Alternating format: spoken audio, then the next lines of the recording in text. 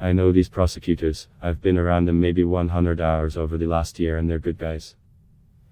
They're decent guys, they're hard-working guys, they're civil servants. Randy Credico, who testified against Stone last year, told CNN's Kate Baldwin on At This Hour.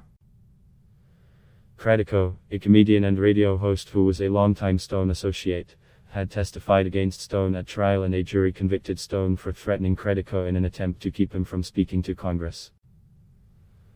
But since the trial, Credico has come out in support of Stone, writing a letter to the judge in the case that Stone doesn't deserve prison time and that he didn't feel threatened by Stone, even though the former Trump advisor used violent language with him. Last week, all 4 federal prosecutors who took the case against Stone withdrew in response to the controversial and politically charged decision by Attorney General William Barr to reduce prosecutors' recommended sentence, which came hours after Trump criticized it on Twitter.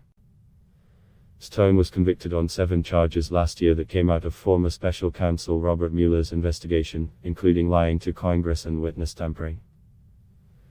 Credico's testimony and subsequent letter to the judge puts him in the middle of the 2 sentencing memos from the Justice Department.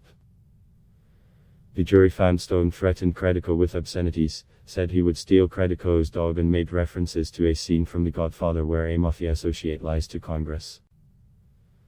The prosecutors, in their original sentencing memo, even compared Stone's witness tampering crime with convicted former Trump campaign chairman Paul Manafort's, saying Stone's was substantially more serious. Judge Amy Berman Jackson, who is set to sentence Stone on Thursday, gave Manafort a 3.5-year prison sentence following his plea on 2 charges, with 13 months of the sentence stemming from Manafort's contact with a potential witness before his scheduled trial on lobbying charges. Manafort ultimately pleaded guilty to the witness tampering charge. In his letter to the judge after the trial, Credico asked Jackson to not send Stone to prison, arguing that a prison sentence is beyond what is required in this case, and that it would amount to cruelty. Indeed, with all of his talent and knowledge, Mr.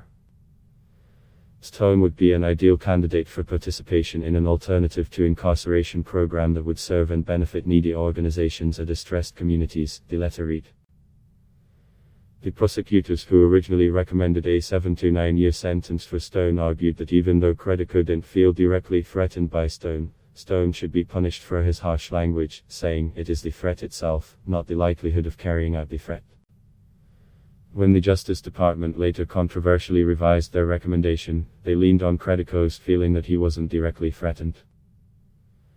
The revised sentencing memo for Stone, which did not recommend a specific amount of prison time and instead said the department would leave it up to the judge, noted that Credico did not perceive a genuine threat from the defendant. But that reasoning wasn't fair, Credico said on Monday.